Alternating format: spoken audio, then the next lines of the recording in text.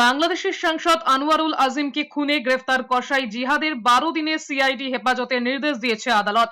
বাংলাদেশের সাংসদ আনোয়ারুল আজিমকে নিউটাউনের যে আবাসনে খুন করা হয় সেখানকার সিসিটিভি ফুটেজ সামনে এসেছে।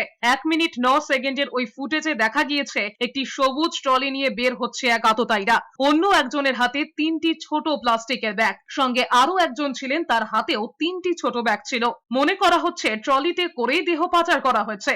অভিযুক্ত জিহাদ হাওলাদার চিনার পার্কের ফ্ল্যাটে 2.5 মাস ধরে ঘাঁটি গেড়েছিলেন। হত্যাকাণ্ডের মাস্টারমাইন্ড আক্তারুজ্জামানের ভাড়া করা ফ্ল্যাটেই ছিল জিহাদ।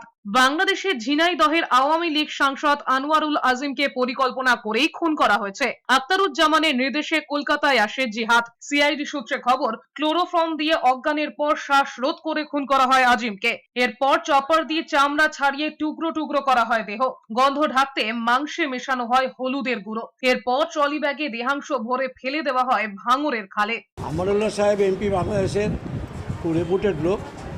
ওনাকে নিউটাউনের একটা আবাসনে খুন করা হয়েছে এবং নৃশংসভাবে খুন করা হয়েছে, সেটার তদন্ত চলছে।